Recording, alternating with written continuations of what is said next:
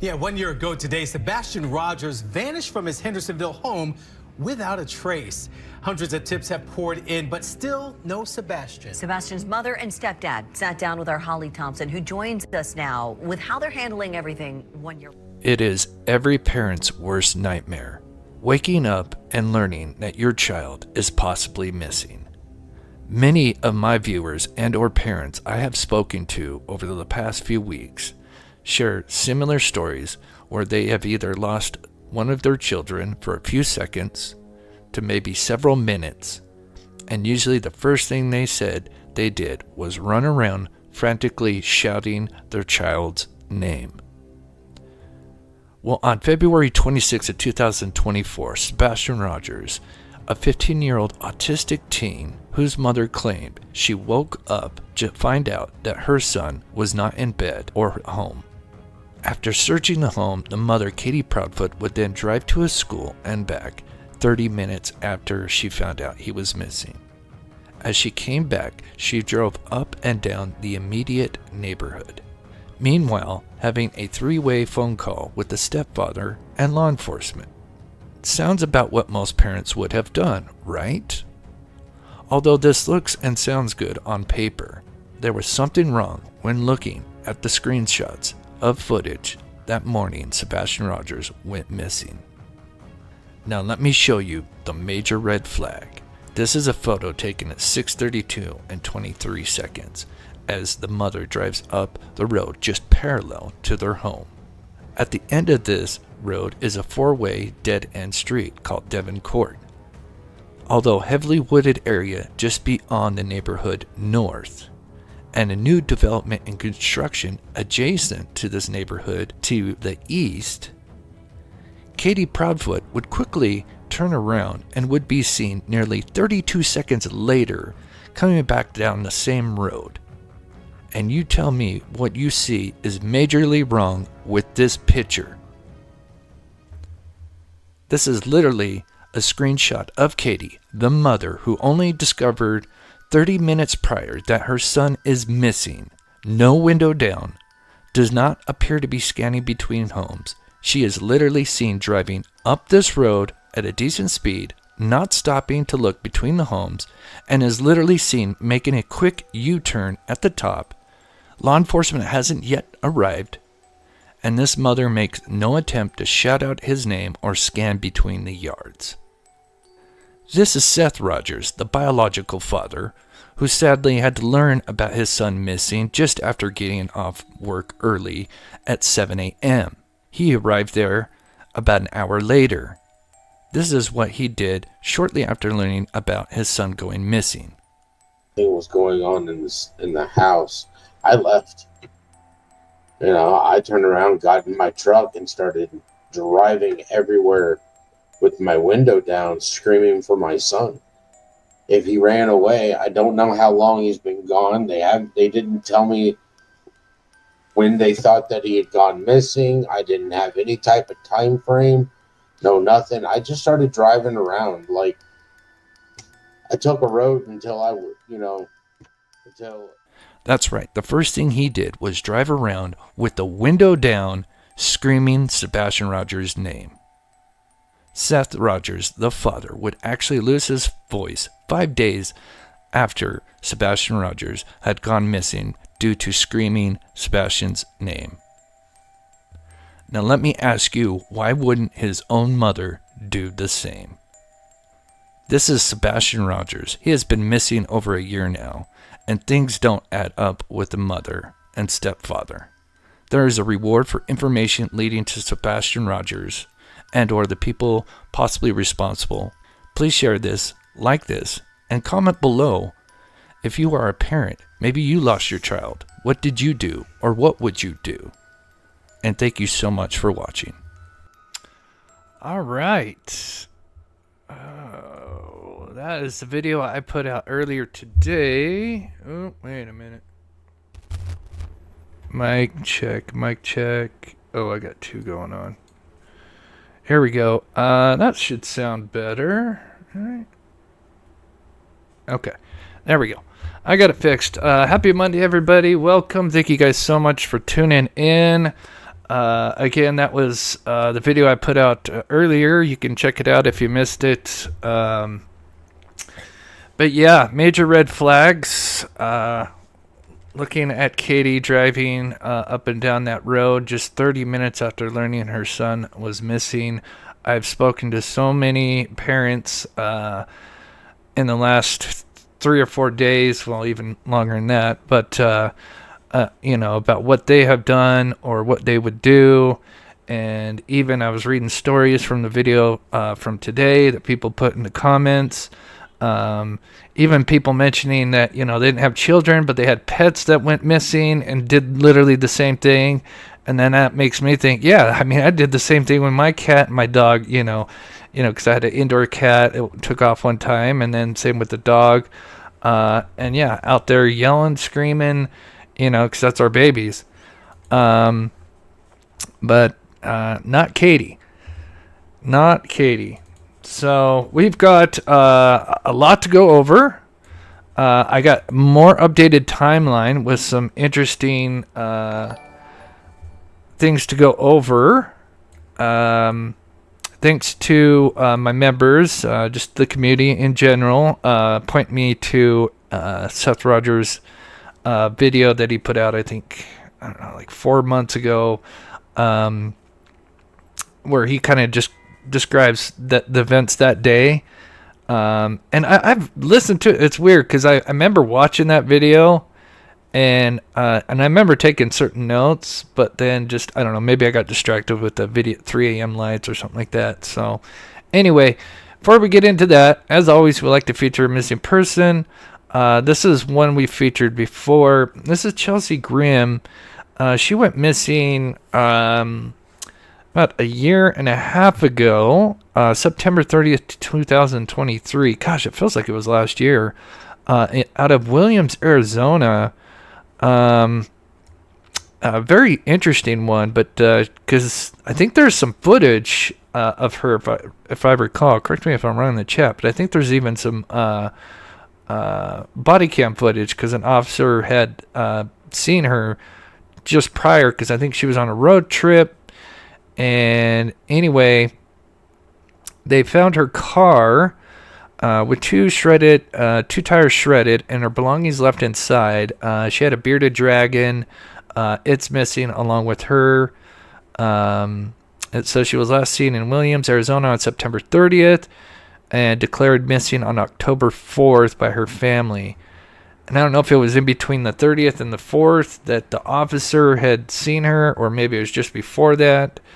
But if I recall, there was some body cam footage, if anybody knows this case, because she was just pulled over, and the officer, I feel so bad because the officer was like literally trying to tell her, hey, there's like a hotel just down the street, but it looked like she was like sleeping in her car or something, if I recall. I'm pretty sure it's the same case. Anyway, just 32 years old, 135 pounds, 5'8". Again, missing out of the Forest Service Road, Kebab National Forest. I think I pronounced that right. Yeah, Kebab. Or Khabib. One of the two. And out of Williams, Arizona. So if you have any information, you can call 928-774-4523. And today's the first day I am actually running my AC, which is kind of wild. And I'm glad it works. Getting that spring fever going. All right.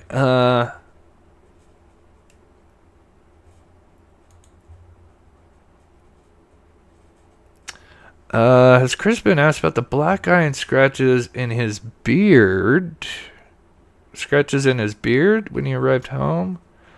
I know about the scratches, the ones on his arm. We're talking about Crispy, right? I'm not sure. I don't know, Melanie, if you could give me a reference to look that up. So yeah, we're gonna go over the timeline. I've got one new screenshot of Katie as well that will show in between all this. And eventually, maybe a week or so down the road, I have to see how this pans out. But all I can say at the moment, and I know people hate when I say there's something that could be going on, but I can't say anything at the moment. But for those that have been with me, know that I will mention it if it pans out. But anyway, there could be some developments. I don't want to make you think like arrest, but something else that I still think could be very interesting. I'll just leave it at that. Once I can, get more information on it, of course, we'll talk about it maybe at the end of the week. But yeah, we'll see what happens. But yeah. All right. So let's get into. Yeah. So if anybody, I know Justin from Clutch, he calls, Chris, Edgar, and Katie KK. I call him Crispy. Chris P. So anyway, I know.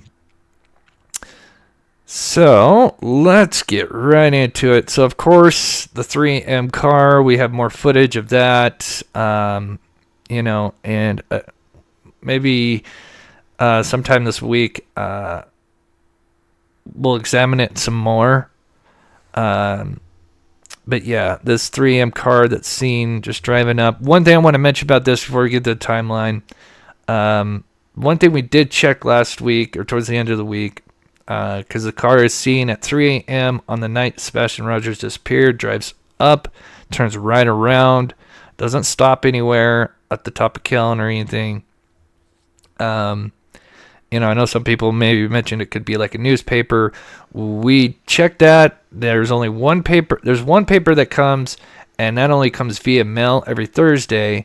And then there's another newspaper. I don't know the actual paper company, but we did confirm that it comes somewhere between 5:30 and 7:30. So definitely not the paper boy at 3 a.m. Plus, I used to do that way back in the day, decades ago. And a lot of times, I guess it's not as a big, now we have the internet, but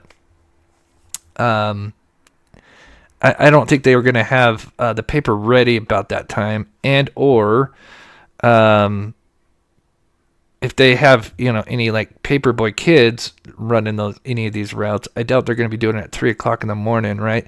Usually you do it like 5 and you have maybe an hour and a half route. I mean, it kind of just depends on your preference, but, usually we would start at 5 and about 6:30, and then that just gave us enough time to get ready for school. So, but anyway, so it's definitely not the paperboy. Uber driver would be the closest thing, but no one in the neighborhood has heard about someone ordering Uber at 3 a.m. on the 26th and 3:15 on the 27th, all right? So, and it's just weird because it does the same exact thing on both nights. And keep in mind that this particular area, there's cameras that are facing up the street and down the street, right? So you can get a quite a big idea area of from point A to point B of where this car, that is seen on just one household, right? And it clearly does not stop anywhere on these cameras. And so again, to me, it's suspicious. And then you add in, Katie literally does the same thing that this car does. Now, again, of course, it's a dead end at the end of the street, right? So this is kind of what it'd look like, thanks to Silver's on the scene. I wish I had more time or remembered, because this is his old one. I know he just did one recently, where instead he just makes a U-turn, which I'm so happy he did that, because I'm still working on some things. But so the car just did a U-turn like right here at this 4-point turn here, unlike where Silver's kind of goes down the little bit of Devon Street here, where there was a cul-de-sac, and then kind of does a roundabout here and then comes back around. But that's not what the car did. It just literally did a U-turn at that four-way stop, and Katie did the same exact thing, just went whoop right around, right? So, but we'll talk a little bit more about that when we get to that point. But let's get into the timeline. I'm going to pass the 3 a.m. video. Again, we'll probably come back around to that. So let me get to it here. We've got almost 1,000 people in here. Thank you guys so much for taking the time out of your day to watch the show. If you haven't already, please hit that like button. Help support this channel. It's always, I try to spend a lot of time preparing for the shows, many hours, because I like to have a visual presentation. So I added more to this. So if you were here Friday, we did one.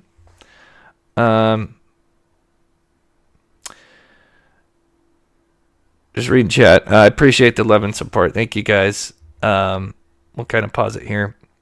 So again, all these timelines, some are spot on, some are, we'll say, approximate, because we're kind of really going off what they said, right? And then maybe there's one or two that we're just kind of estimating.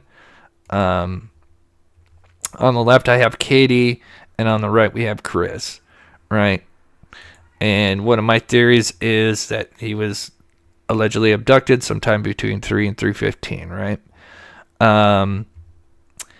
And so from there, we go to that morning that Katie wakes up. And again, if you were here Friday, I've added a lot more to this. It took me a couple days because I had to listen to Seth's video, so because I wanted to add in his timestamps and what he noticed, and there's some very interesting things. So clear, so that all right, so there's a piece of, so to make something very crystal clear, so that way there's transparency across the board. Me and the mom were on the phone at 9:43 or 9:46 in the evening. We stayed, which is very specific. Those times, 9:43, 9:46. on the phone for quite some time. The call logs have been verified by all the police departments, TBI included. And we're going to talk about these phones because there's something I guess I missed in Seth Rogers' video that blew me away. It makes so much more sense of why this case just never got off the ground like it should have in the beginning. I hate to say it, but they screwed up in the beginning. Law enforcement completely screwed up. And I think most of you guys probably been following this know that there was clearly some mistakes made, and some major ones. We stayed on the phone. It was very lengthy. Mom did slightly start falling asleep while she was on the couch. I had said, hey, you need to wake up, put the dogs up, go to bed. Oh, thank you, Did Judy. you also go to bed at midnight, or before or after? No, ma'am. We went to bed around the same time because we were on the phone together. And He was not home. please excuse any of my questions. I'm simply trying to find out more about that night. Do you two sleep in the same bedroom? So, of course, she's going to correct Nancy here, but so they have the 9:45 to 10, midnight phone call, right? Something that could be his alibi, right? Room. He wasn't actually in the home at all that weekend. Christopher You were wasn't. not home. No, ma'am. Okay, so where were you? It's kind of interesting. I just realized that she said he wasn't at the home at all that weekend. Mr. Clever Proudfoot? wording. I was in Memphis, Tennessee. How far away is that? 3 hours and 37 minutes from doorstep to doorstep. And what were you doing in Memphis? Working. Where do you work? I'm currently. Okay. Excuse me. So she goes to bed, right? After this phone call that they had. Then, of course, we're not going to spend a lot of time on this, but, we have this suspicious 3 a.m. car, technically 258, drives up, turns right back around. Of course, we just talked about this a second ago, but just kind of add in the timeline. Then, of course, just moments after that happened, we have the mysterious lights video, but we're not going to spend a lot of time on that. But landfill. obviously, that happened right after. All right, so let's get to... Then the next event is 5:09, which the trash truck comes. What do we have here? Sista Krista. That's a great name. Your work is amazing, Chris. Thank you. Thank you so much, Krista. God bless you. I appreciate the support. It really helps this channel out, and God bless you. Thank you so much. The meat and potatoes of all this. Then a land... Okay, so I always just want to make sure everybody's on the same page. The person speaking, shout out to Sweetie Pilo, she interviewed the neighbor that lives right across the street from Katie Proudfoot. This is very important.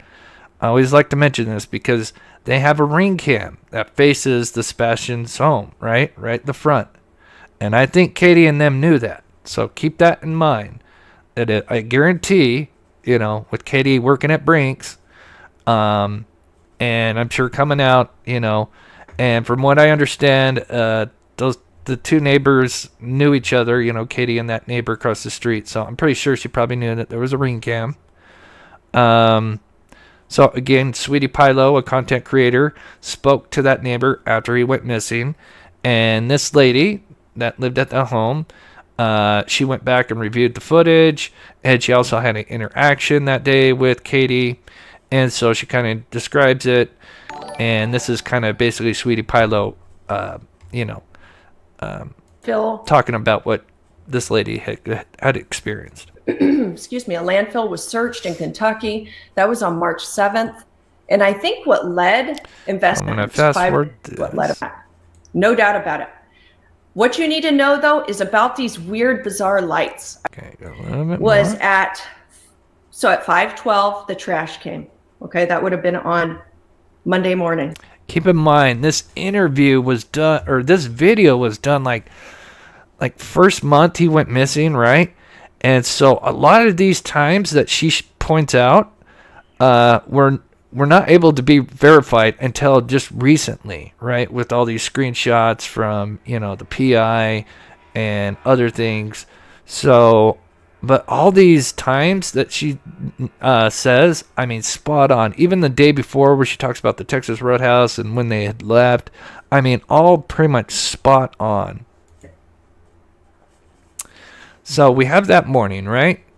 Katie, 2 different interviews. One she says 6 a.m. and then one she says 6:03 when she wakes up.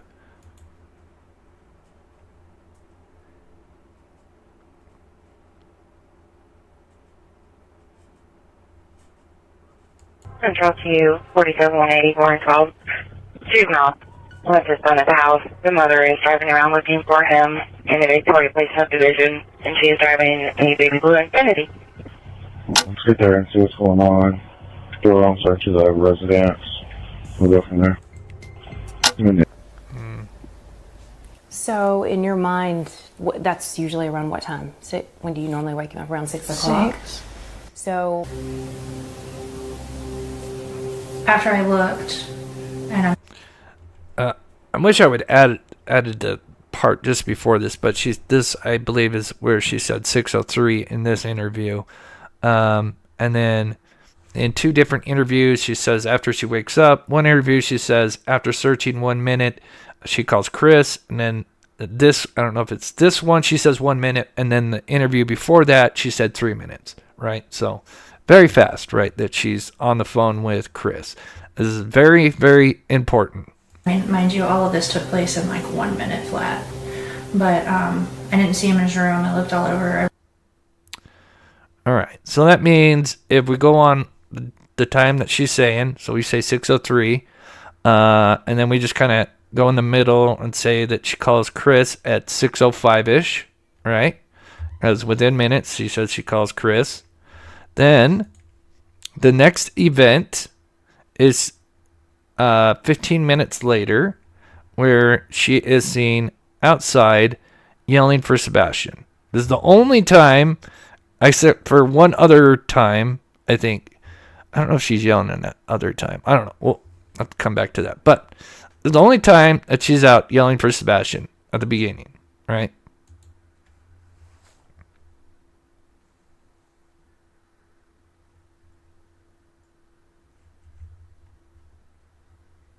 Mom comes out. It could have even been 6:30. It was sometime in that window.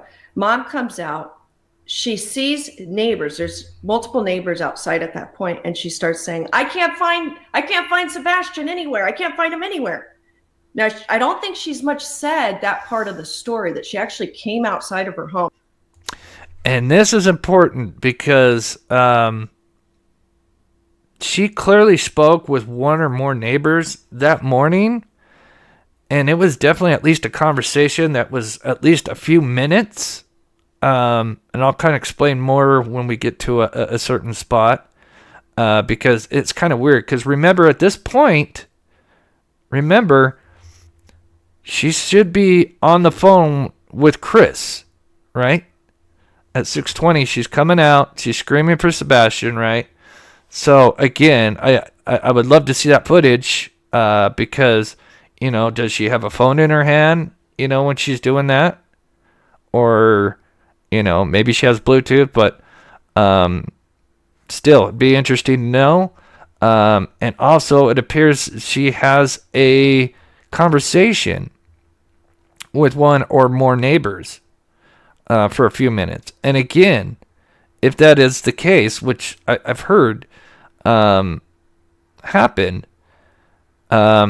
and I'm not sure if it's at 6:20 or two different times, but either one, again, she's supposed to be on a three-way call right now. So, again, it's weird. Richardson family, thank you so much for the $20 super chat. God bless you. Appreciate the love and support. We're going to be doing stuff with Aiden probably at the beginning of this, towards the end of the month and the beginning of April.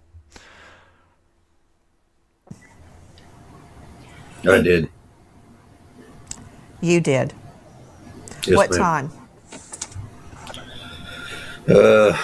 Without looking at a call log, I can't give you the exact time, but on or about 6:20. Okay, this is interesting. And I wonder if he made a mistake here, and we'll talk about it in a minute. But so remember, he says he's calling law enforcement at 6:20.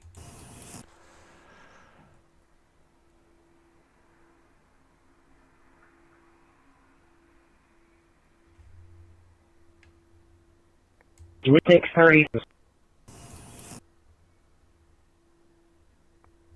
And this would be around the time that she's outside yelling for Sebastian. So in a way, it could make sense. Maybe she puts him on hold, or they're still on the call, but he's calling law enforcement. Do we have an estimated time of start for the search process? Call came in at 6:33 this morning. Great, thank you. The next day we work, and but then this is where things get really odd. And now we're adding Seth. This is what we didn't have on Friday. And this is where things get all like, wait a minute, something's not right here. My truck about 7:20. So for those who don't know, Seth got to work on Sunday, I think at 7 p.m. Actually 6 p.m. because he has to get there. He has to arrive there early. I think his shift starts at 7, but they're supposed to get there like 15 minutes early. And I guess because of traffic, he usually gets there almost an hour early. And then he works basically like a 12, 13-hour shift. So then, 7 o'clock his time, just kind of skipping forward a little bit, he gets in his truck and he notices he's got some missed call and a missed text. This is very important. And I saw that I had a missed phone call and a text message from Christopher Proudfoot saying, 911. And that's when I turned around and I called, and that's when I found out my son was missing. So what was that conversation like when you finally got him on the phone? And do you happen to remember what time the text was versus the missed call? I mean, was that right at 6 o'clock? Was it at 7 something? 6:22. And he says that multiple times. So clearly he's got the phone. He knows. So 6:22 a.m. He's got a missed call and a text from Chris. Both are from Chris, right? So keep that in mind. So here's kind of my new format here that I put together. A little less convoluted. We have KK in the yellow here on the left. We've got Crispy in the red. And his time frames, and we have Seth in green, right? So we have Seth noticing, even though now it's 7 o'clock, but he notices on his phone that he's got a missed call and a text from Crispy.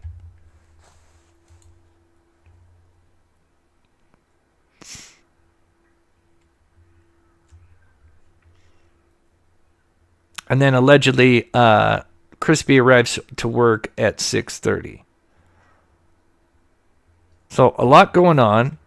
And keep in mind, all the while, Crispy is supposed to be having a 3-way call with KK, right? Remember?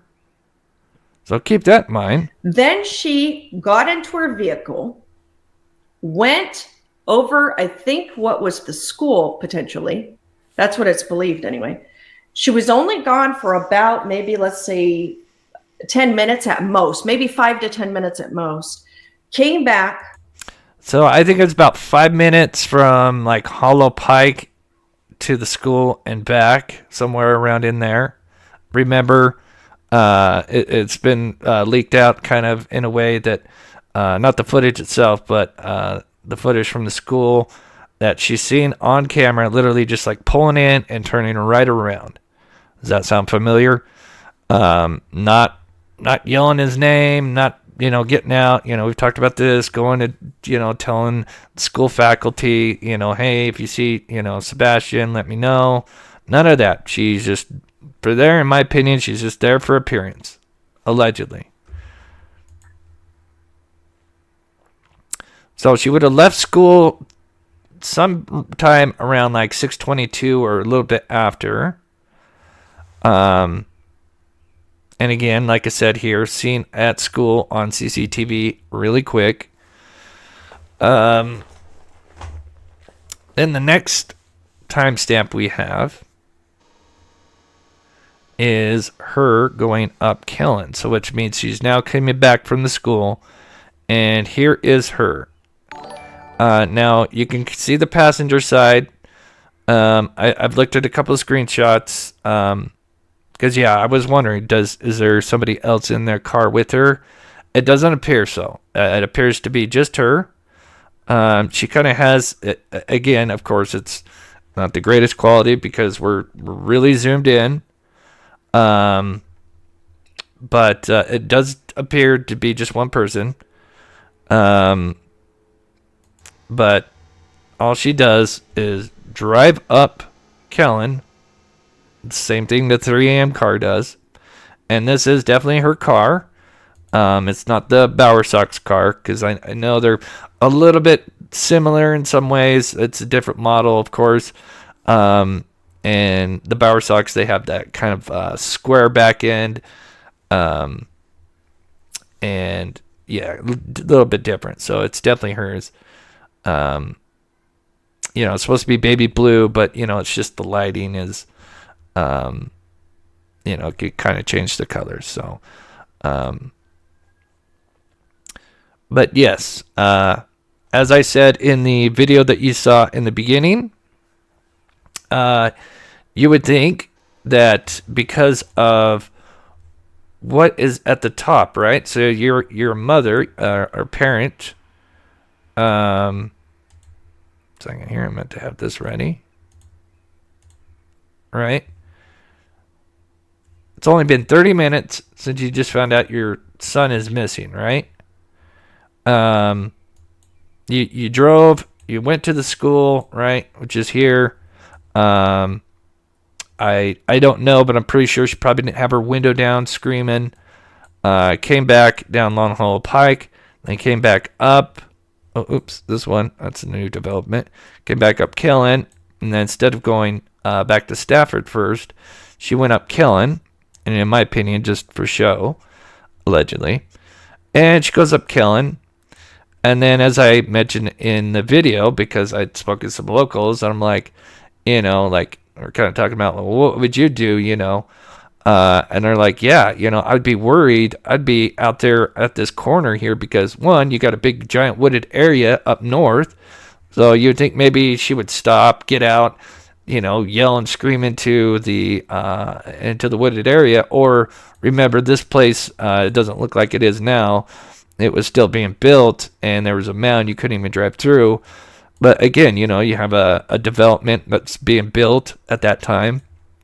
Doesn't pull in over here and get out, you know, kind of maybe yell and scream, hey, you know, Sebastian, you know, none of that. Nope. All she does is drive and literally quick U-turn. Just a quick little U-turn, and right back down she goes. And all of 31 to 32 seconds. Remember, the 3 a.m. car was 41 seconds.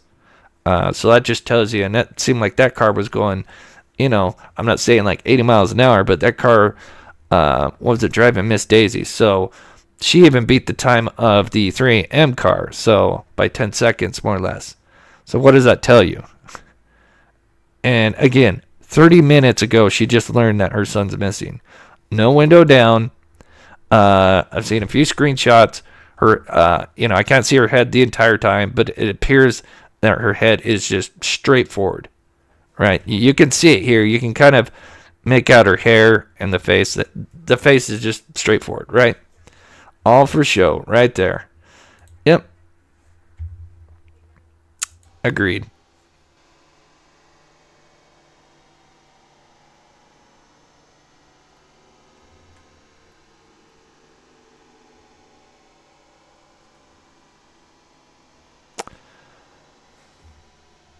A sip here. Okay. So, now let's get into combining all three of them here, which we didn't have on Friday, where there's some red flags. So, we could go. So remember, the three-way call starts at somewhere around 6:05, according to Katie, right? And if we go by Chris's, what he said on Nancy, where he said he called law enforcement at 6:20, well, you have a 15-minute gap between when she called Chris, or when Katie called Crispy, and when Crispy called law enforcement, 15 minutes. Doesn't seem like a long time, but let me just remind, the best example I can say, it's not the best, but just think about, you know, Brian Koberger allegedly took 4 lives on 2 different floors, and he did that all in 8 minutes. So just think about that. So 15 minutes, that's a long time, right? But is that what really happened? Let's continue. And then keep in mind, remember, they're supposed to be on this 3-way call until close to 6:33. Unless maybe she got off and he's still talking, you know, that's plausible.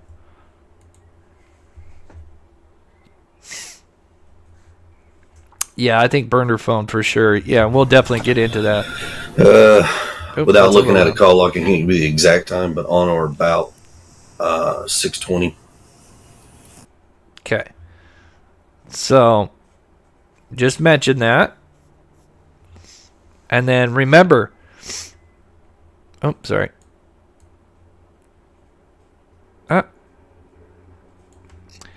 Remember, he says 6:20. Now remember, Seth is now of course he's not there in the truck or wherever his phone's at because he's still working till 7 a.m.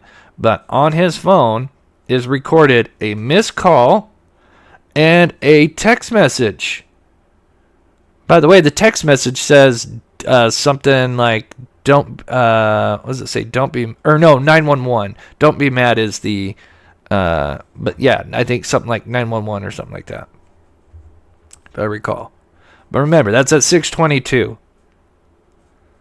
But remember, he's supposed to be on a 3-way call with Katie, law enforcement. You know, Crispy is. And how in the hell is he texting and messaging, or texting and calling Seth 2 minutes later? Right? So what does that tell you? He's clearly got 2 devices, which is not a surprise. He's probably got a work phone and, you know, a home phone or whatever you want to call it. He's probably got 2 cell phones. I mean, it's not uncommon, right? But definitely, I think this screams that he's got 2 phones. Okay, so they went through the business of Katie calls Chris calls the sheriff, and then when all those calls were made, then they reach out to you for the first time. The text was at 6:22. From my understanding, they called the sheriff's office at like 6:33. So he says that that Crispy had told Seth that he had called law enforcement at 6:33.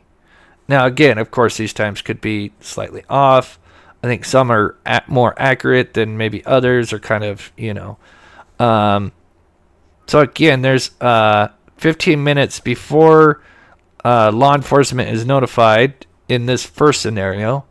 And then after he's on the phone with law enforcement, it's not till another 13 minutes until they get dispatched. Man, that's a long time. That's a very long time. Or did something else happen? So that's one scenario, right? And still, this scenario is, in my opinion, that's a lot of time.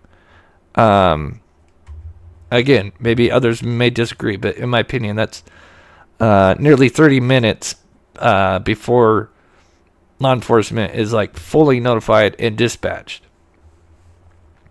And we talk about he likely got to have 2 phones, because if he's on a 3-way call with law enforcement and KK, you know, to be able to call and text somebody else while you're doing that clearly means you have to have 2 phones, which we kind of learn later in that interview with Seth. So it's not surprising.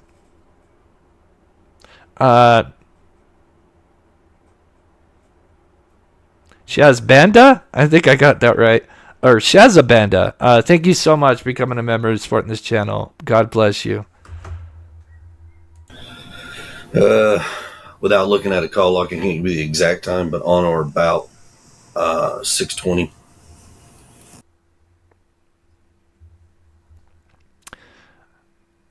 So, is this... The text was his...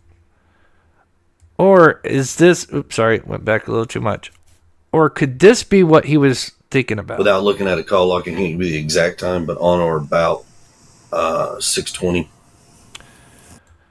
Could it be that maybe he didn't call law enforcement at that second? He's, of course, it's still doing the call with Katie still, right? According to Katie. But what if that 6:20 that he's saying he's called law enforcement, what if that's when he called Seth and texted him and just kind of mix that up, right? Because that definitely could be, you know, just mixing who you called and the time frame.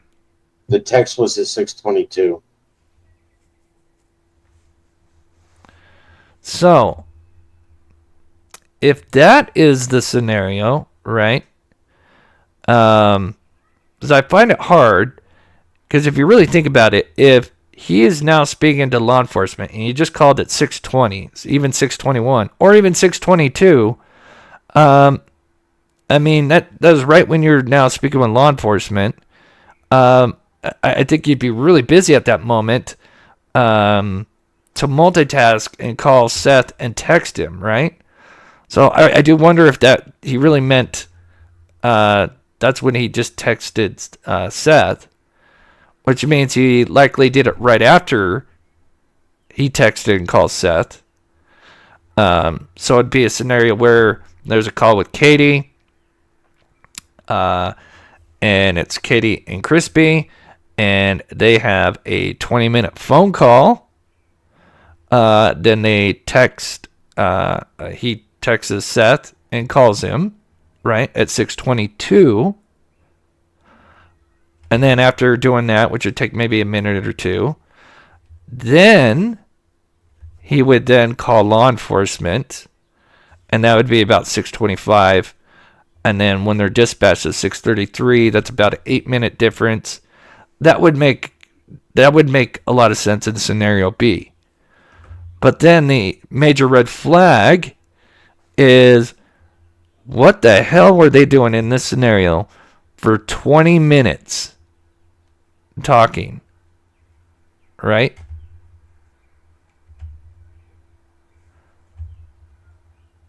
Let me get caught up in chat here. Let me get know what you guys think. We got a lot more, but that's just two scenarios, because I'm looking at these times and I'm like, well, how is Chris doing this? You know, if he's just starting to call law enforcement at 6:20, 6:21, or 6:22, you know, and that's got to be very intense, whether fake or not, you know, like, you know, then to be calling and texting Seth, unless he has help, again, could mean he's just misremembering, and that's really Seth that he texts at 6:20, or technically 6:22, and then right after is when he called law enforcement. And again, that would be more of a 8-minute time frame before they get dispatched, which would make much more sense, right? Let me know what you got. I should have put scenario A or scenario B. Either one, they're both red flags, because one, you have a 15-minute gap before he speaks to law enforcement, and then 13 minutes before they respond, or you got 20 minutes before he even calls law enforcement. He's been speaking with Katie, and then an 8-minute time frame between calling law enforcement and then being dispatched.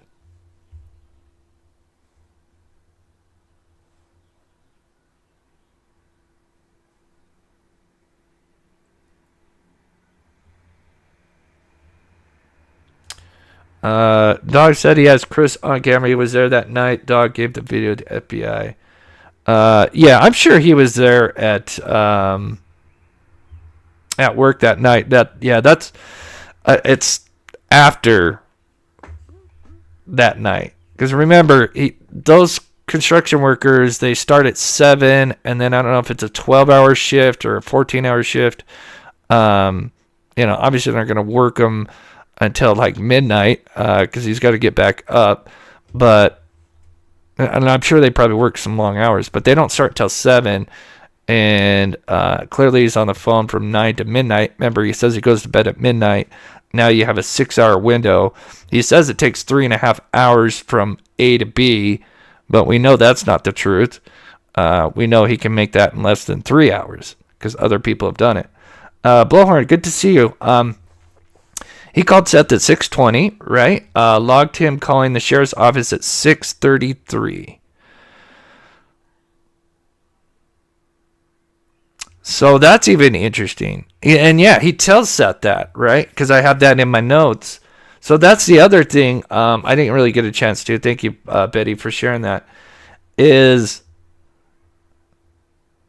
if that's the case, like if that's when he actually called, then what in the hell are they doing for 33 minutes, right?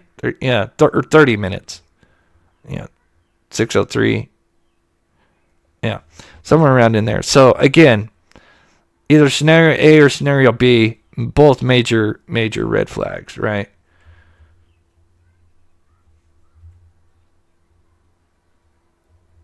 Yeah, I agree. I think, yeah, I think we could agree on that.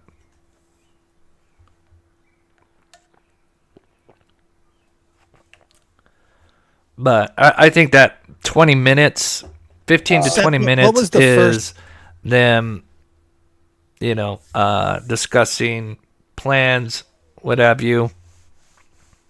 Thing that Chris said to you on the phone. What was the very first thing he said? Don't be mad. And then what in the hell? At any. So Chris, then Seth calls Chris.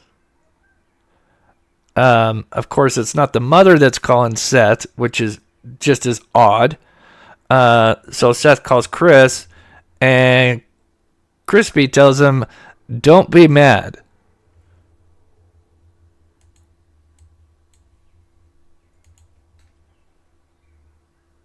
Seth, what was the first thing that Chris said to you on the phone? What was the very first thing he said? Don't be mad. It's crazy. And at any point, did he ask you if you had seen Sebastian or heard from Sebastian? He never asked me that sort of stuff. They knew I was at work, and they didn't bother to call my work. So they never called his work, to let him know, hey, just to let you know, your son's missing. He gets one text and missed call at 6:22, nothing else until he gets off work, and then, has to discover these messages on his phone when he gets into his truck, if I recall right. And then speaks with Chris very shortly at 7:20, where he says, "Don't be mad." That was my only thought process was to get to their house. So how long was that conversation between you and Chris? Probably less than 50 seconds. And then you said, I'm on my way. Yeah, I was already in my truck. Started it as soon as I heard that shit. I was gone, backing out of the thing and heading towards the entrance of the garage so I can get out. So he leaves shortly after 7:20, and then he gets there sometime about 8:30. So go ahead. It's supposed to be a little over an hour drive from his work to the Rogers P-Feet's residence. So he gets there around 8:30, and here's what he learned as he So I get there. When I pull in, I literally go all the way up and turn around and come back because there was no parking in front of that house. There were police cruisers, SUVs.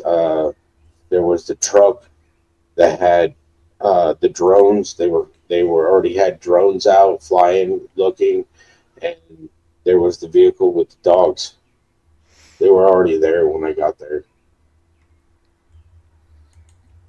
I pulled in. I took a moment to look and see who all was there. That's how I know, and then I proceeded to watch what they were doing for about 5 or 10 minutes. Was watching the sheriffs and everybody go in and out of the house. See, Farm D, I don't think that 3-hour call was him driving. I think that happened right after. That's just my theory. I think that was just prep, right, for whatever was going to happen. I think they were going over a plan. And then the second that phone call ended, then he zipped, but who knows? It kind of surprised me that they didn't have the house on lockdown. Child's missing. You would think that they would have. Trying to remember, it's just as soon as I walked in, like I remember walking up to the stairs, nobody saying anything. I opened the door, I walked in. The first thing I looked down at the left, and there was Sebastian's shoes. There was his old pair of tennis shoes, his new pair of tennis shoes that he just got, and the boots that I had just bought him. And it's like, well, all of his shoes are here. The first thing he noticed, and I know a lot of people know this, but I'm just like I said, I'm trying to add in chronological order the things that happened here. And I mean, that is just the father is the one that's, you would think the biological mother would know, after she's searching frantically for your son, if it was, a legit situation, your adrenaline's going, you're, more on alert on your surroundings, and yet she can't even take a second to check to see if his shoes are down there. Just does not make sense at all. But that's the first thing he notices. And I'm sure, in my opinion, they're probably, oh shit. And then there's the carpet in the living room, and there's like a divider wall right here, corner. And I walked around, and she was shoving her phone in my face, showing me the picture that is on the Amber Alert. And she was like, look, he was having a good day. And it's like, it was a picture taken on Saturday, I find out later. I mean, at that point in time, I was just like, why are you shoving a picture of my son in my face? I know what my son looks like, and the picture doesn't say shit what was going on in this house for my son not to be there. So, Was she screaming? Was she crying, anything like that? Do what? Was she screaming or crying or? No. The next thing that I remember about her, because I went into Sebastian's room and to see what was, see what the room looked like. And I remember going into his room. His switch was plugged in on the floor. His bedspread and his bed was not made. It's too bad he didn't take pictures. I wonder if they took pictures at all before the stink feet probably, got rid of any potential alleged evidence. And there were some clothes on the floor. And that was about it. See, that's where I still have a thing with that effing flashlight. This little tiny flashlight. How in the hell do they know that flashlight is missing less than 24 hours before he's gone missing, where they're busy speaking with police? It sounds like his bedroom wasn't, completely spotless from what Seth describes. Yet on day 2, and I'm trying to find the exact time because I've seen statements on Facebook, but it's mentioned pretty early on about the flashlight, which to me, of course, I mentioned it, a long time ago. I think that it was all for show to add in with that 3M flashlight that, because they thought maybe one of these cameras would have caught the flashlights. I just don't think they were thinking that there was going to be multiple flashlights. But to me, I just have such a huge problem that they would know that thing's missing within 24 hours after you got police, probably interviewing you, or what have you. So you were able to walk into Sebastian's room? Yeah. I mean, nothing about this showed any type of procedurals being done at all. I mean, it was just pretty much open. People were just walking around. They weren't. There was no scene to be. What's the word I'm looking for? It was chaos in that house. Reminds me of the John Ramsey case. Perfect example. And you'd think they would have learned from that. Decades ago. I know one of the things that got you really riled up is a conversation that they were having when you were at the house. Can you tell everybody about that? It was day 2. All right, so we'll pause it there. I got a little bit more. Let's see, what time is it? Okay, 7. We started at 6. And we'll look at the photos again at the end if you missed them here. I got a couple of different screenshots of Katie. Again, no surprise that she's driving up and down the neighborhood without the window down. Serenity says, if there were a 3-way call, why would CP have to tell KP to get back to the house? They were on their way. Oh, gosh, I'm so glad you mentioned that. Holy shit.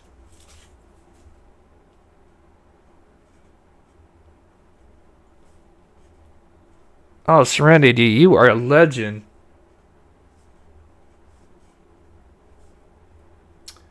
So that confirms she's definitely still allegedly on this phone.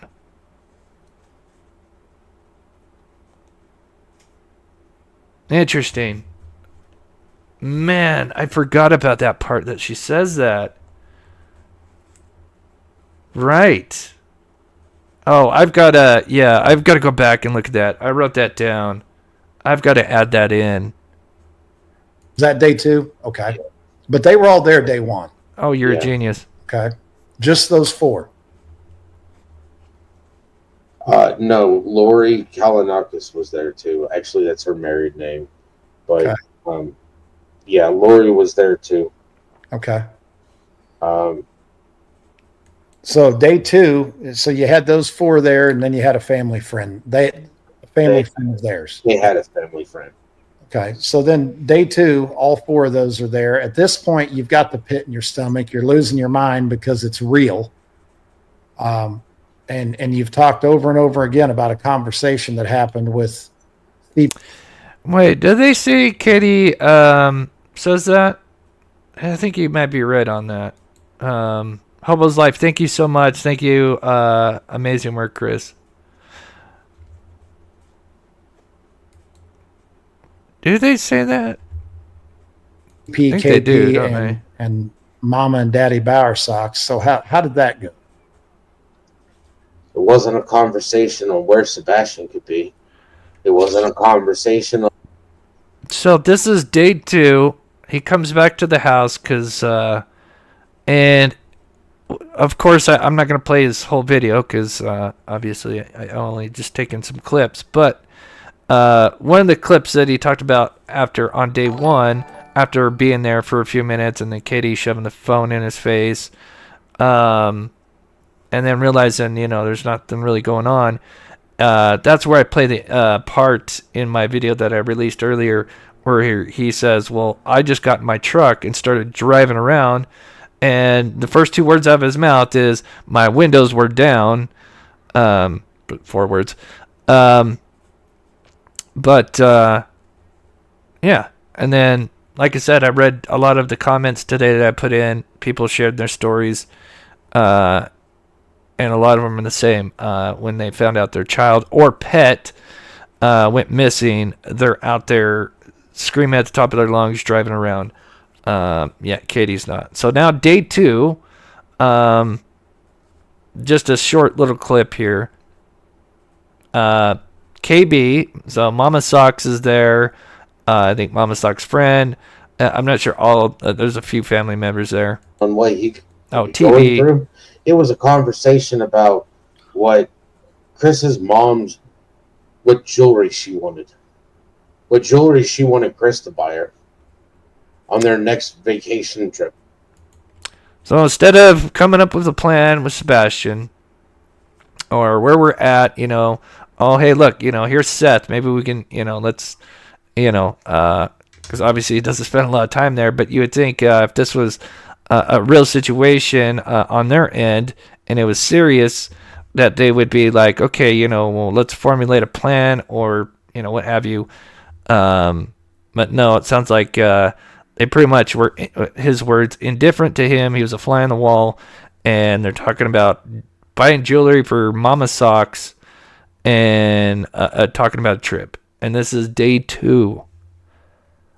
And I'm sure a lot of the parents in the chat would be like, if it was day 2, I mean, you can only imagine they probably would had no sleep, right? you parents in the chat have no sleep. If the child hadn't been found on day one, you'd be an emotional wreck, and you'd probably be able to see it. But no, they're talking about jewelry and vacations. That's what they were talking about.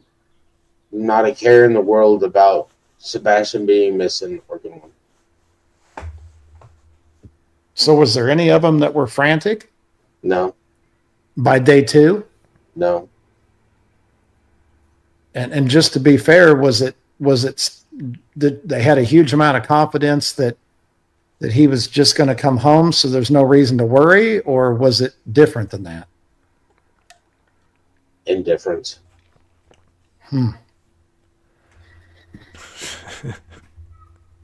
Josh, what else you got, buddy? I mean, I don't. So, and they knew that. I mean, you were sitting right there, and they were openly having that conversation. Yeah. My theory is, I don't even think he took. I don't think he took. If he came, if he was allegedly involved in a possible abduction around 3 a.m., I don't even know if he would even took his truck. I think he would have gotten a different vehicle. Right? Go, take it, help use, do whatever, bring it back, whatever, and then get back to your truck. And then, then you're going back to work in a few hours, and then the phone calls and everything else from there. That's just my theory. Of course, who knows? But I agree. If by chance he did use a truck and it was involved in some way, of course, yeah, they could hopefully get the I forget what it's called, the infotainment or OnStar, whatever they have in that, probably infotainment, but yeah.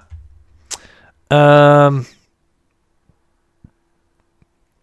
right, yeah, let's look at the vehicle, and then if people have some questions, we'll go over. But here we go again. If you missed it, and again, we got 1,400 people in here. Thank you guys so much. If you haven't already, please hit that like button. I think people need to see these clips here. So let's see.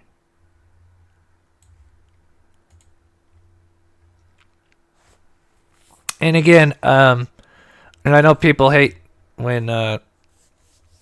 Or some people hate when I mention that there could be some things going on. I just can't mention today, but maybe later this week or next week, we can talk about it. But yeah, there's could be some wild things going on.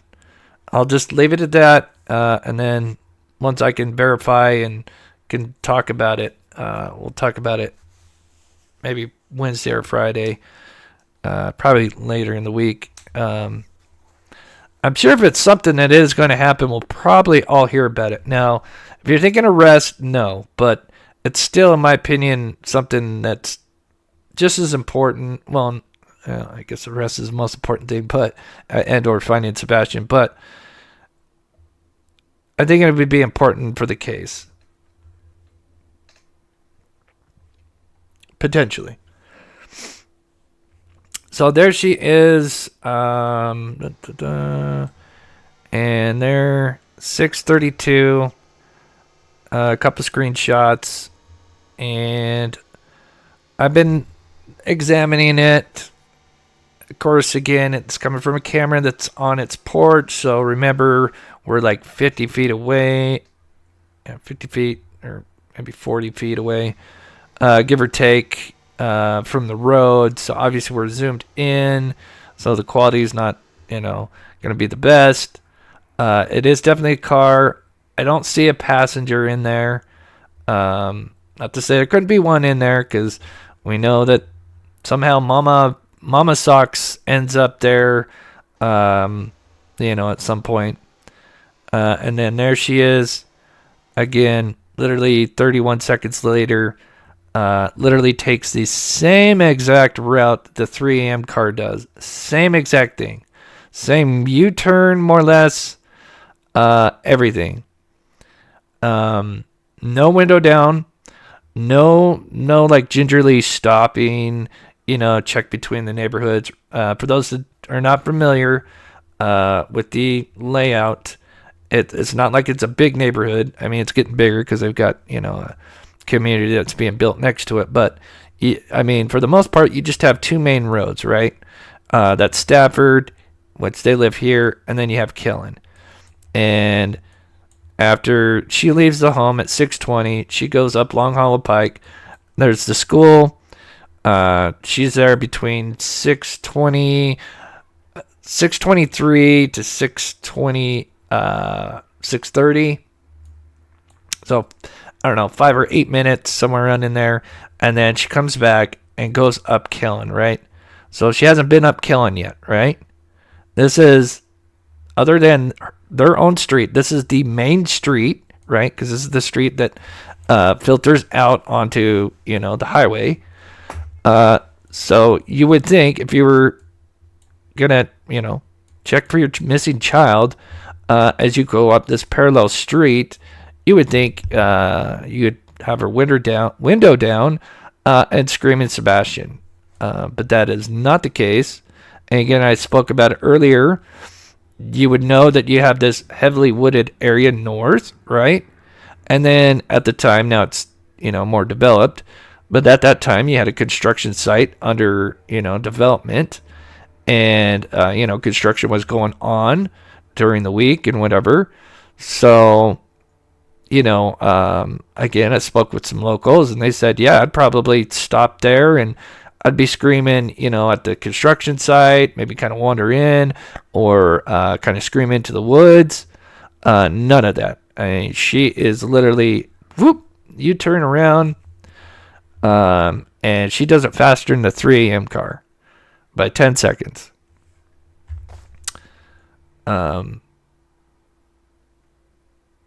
Yeah, so I don't know. I think it was all for show. But so the one thing I wanted to add in, I just didn't have enough time. Again, I spent hours trying to put these videos together for you. One of the things I just didn't get a chance to is in that same interview, and I'll try to get the link at it when I'm done, is Seth goes on to mention that they kind of looked at Seth before Katie and Chris, which is just wild. They started taking his stuff. They even went to his house on day one and took some electronics. Well, what's wild is, guess what? They did not take Katie and Chris's electronics until, let's see here. I got it written down. Over 2 weeks. Over 2 weeks. So that means if they didn't take their phones, they clearly didn't take Katie's Apple Watch, which I was kind of under the assumption that they took that, in the beginning, and that's maybe explain why it's missing. She wasn't wearing it. But so what does that tell you? If they didn't take her phone, then they didn't take her Apple Watch, right? They didn't take the PlayStation that's there. They didn't take any electronics. 2 weeks later, she did what? Like four interviews by 2 weeks, right? Somewhere around in there. And I think 3 out of the 4, if not 4 out of the 4, none of them she's wearing an Apple Watch. And never is that Apple Watch ever seen again. So what happened to the Apple Watch? I know allegedly like they downloaded the data, but again, I'm not an Apple person. Who knows what they did, and then they eventually took one phone each from Chris and Katie, but clearly Chris at least has 2 phones because I don't know how the hell he's on a 3-way call with Katie and law enforcement and he's texting and calling Seth. Again, how in the hell is he doing that? So and again, I don't think it's, that surprising. Someone has a work phone and a personal phone, but again, they take the father's electronics day one, yet the boy went missing out of the mother's home. The father has a solid let me repeat that, solid alibi, because he's on camera. He works in a pod at a jail, county jail, whatever. Timestamps on video. I mean, you just can't get more rock solid than that. Between 7 p.m. or I think even before that till 7 a.m. Yet versus the other two, we don't. Yet he's the one, the electronics they took. And it wasn't until 2 weeks later, or over 2 weeks, according to Seth, I think's what he said, that they took some electronics. So that kind of tells you they screwed up. But I will say this for people that may have some like doubts, because I know it's been over a year. Think about this. For those that hadn't heard, they have basically identified Jack the Ripper. I'm sure most of you true crime fanatics have heard of Jack the Ripper, the one and only. They have identified him. It was one of the guys they originally thought it was. I think they had a list of their top 2 or top 3 people. I forget his name. Somebody can probably put it in chat. It's not official yet because they still have to run tests or whatever. But if they can catch Jack the Ripper, which happened centuries ago, these people slipped up, and it's only a matter of time. And I hope to God they're watching this, because if they can figure out who Jack the Ripper was, these bastards are going to be caught. Soapbox, mic drop.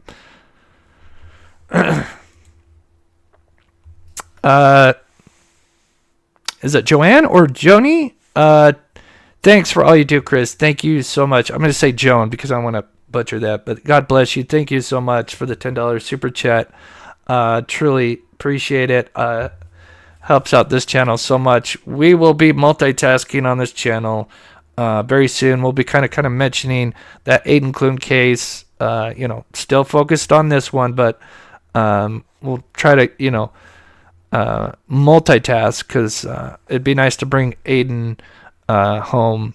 And for those that don't know who I'm talking about, we'll kind of mention it maybe Wednesday or Friday, and just kind of fit him in a little bit. I agree, Cammy. That is probably one of the things that is definitely, and I hate to use the word body. I prefer they need Sebastian Rogers one way or the other. But that doesn't mean they have to have Sebastian Rogers. But yes, that is probably one of the biggest things that is kind of holding it up. But that doesn't mean that they can't get him on something else.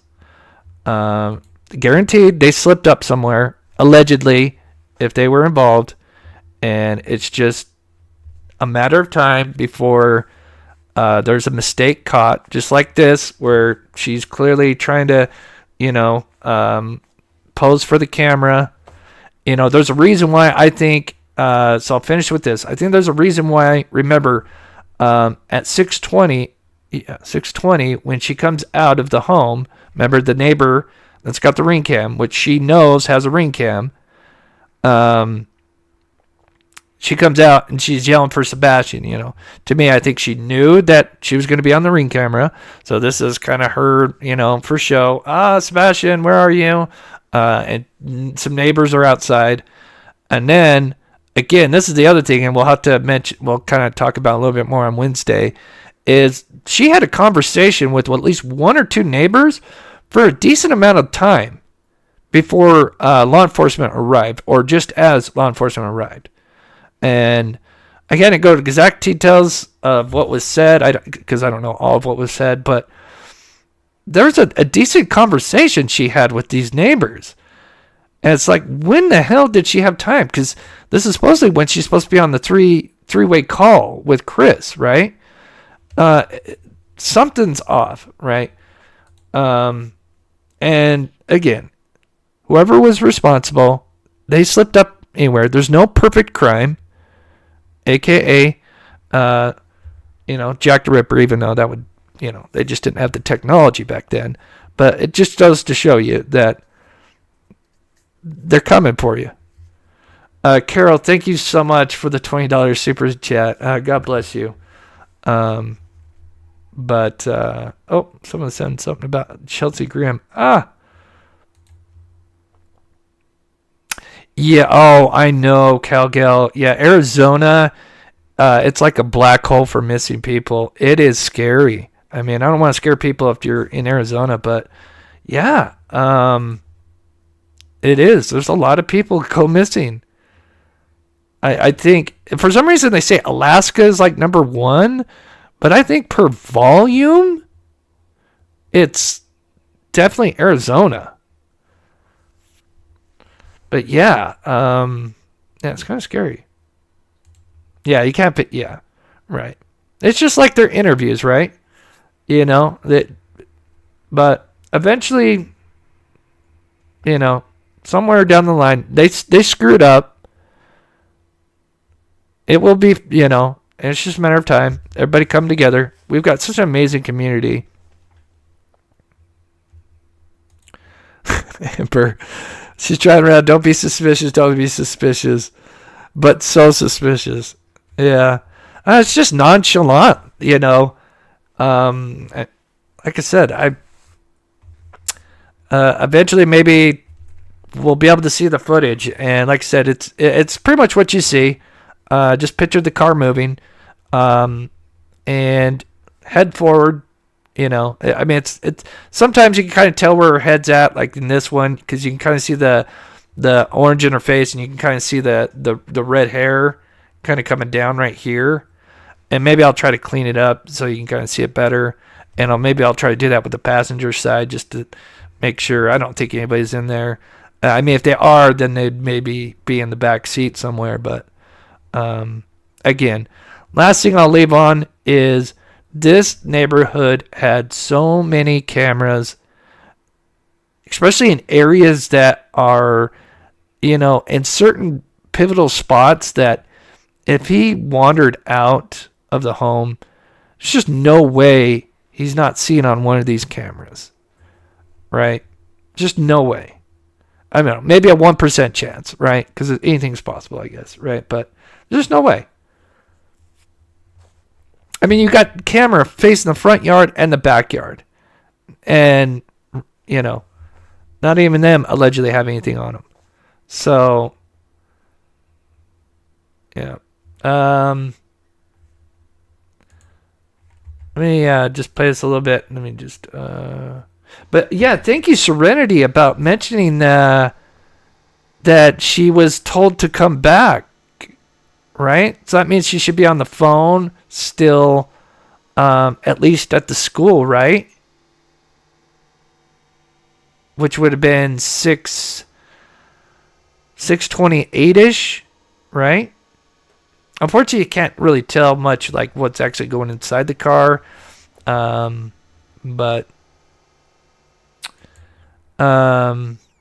such a great, thank you, Serenity. The community's great. You guys are amazing.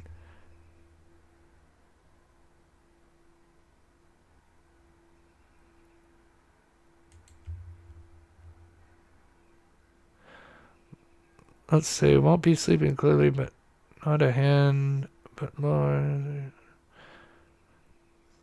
Oh, I'm not sure what you mean, Rachel. I haven't seen that.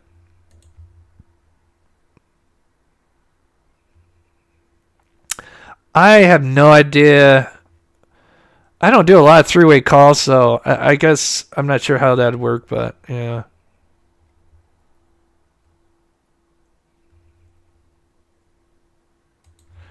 Oh, thanks, Steph. Volume is liquid, so per capita, yeah.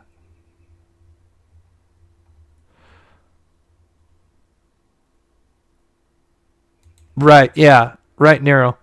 By that time, I think would be back at the house, right? Because she's coming back at, because she's not seen again, at least for, again, I want to say 100%, but I'm pretty sure she's not seen again coming back up that road. So remember the whole PI saying that she did this grid. Well, I mean, if you want to call it a grid, she just went up one street, came back down, and went back home, and not, gingerly stopping between homes to, look. She's just driving, like she's ready to get back home. I don't know. Not good, in my opinion. There it is. Thank you. I was waiting for someone to mention it. Yeah, Aaron Kosminski. Kosminski? No, I got the last part right. Yes, Aaron Kosminski, Jack the Ripper. Right. Yeah, it's not official yet. Like the guy that's working, because like one of the victims had the shawl. Is it a shawl? And there was some blood and some DNA from whoever was the killer. And it's amazing that shawl got auctioned off a bunch of times, or at least once, and just been sitting there. And yeah, Heather, whatever, with the $5 super chat. Good work. Thank you so much. Heather, whatever. Man, that's a tongue twister. Say that 10 times fast. God bless you, Heather. All right, guys. I will be back Wednesday unless there's something else breaking. But again, like I said, could be something exciting coming soon. I don't know how soon is soon, but if we can talk about it at the end of the week or something, I will mention it. I will mention eventually. I just have to make sure it's legit and all that good stuff.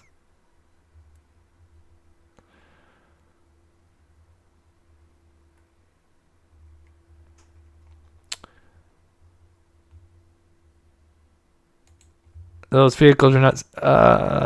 It's her vehicle. It's her vehicle, Melanie. I promise you.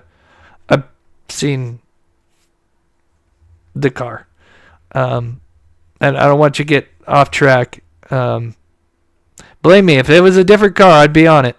It's the same car. Trust me. It's on one thing. It's all on one frame, more or less, if that makes sense. So there's no way it could be a switcheroo or anything. It's the same vehicle, I promise. Remember, it's gonna probably look a little different because it's heavily zoomed in. It's a little bit pixelated, but they're the same car, I promise. It doesn't have that baby blue look to it because it's just the lighting. It looks silver, but it's not silver. It's baby blue. Trust me, I lined everything up. And then, like I said, you can tell it's Katie with her hair. And you can even see the handicap sticker, as a matter of fact. You see right here? I know if you're on your phone, you're like, I can't see shit. But right here, you can actually see the handicap sticker. But yeah. All right. Thank you to my wonderful mods. God bless you guys. Yeah, he was a barber, right? And what's crazy, for those that don't know, fun fact. I don't know if it's a fun fact, but I guess when you were a barber back in that era, you had, I might twist this a little bit because it's been a minute, but you had to know some kind of bit of anatomy, like surgical anatomy. I'm sure somebody could probably clean that up for me. But yeah, when you were a barber, you had to know a little bit about physical anatomy. Because remember, they always thought it was a doctor because the way he was able to, right? So, yeah, that is wild. Again, so I leave you with that. If they can catch him, these guys, in this day and age with the technology, it's just a matter of time. And I hope to God one of them are watching this. I hope they're scared. All right, guys. Have a great night. Thank you, everybody, taking the time to tune in. I'm going to start getting some more pet outros. Like I said, as you notice, there's been a lot more content coming from me. I feel a lot better.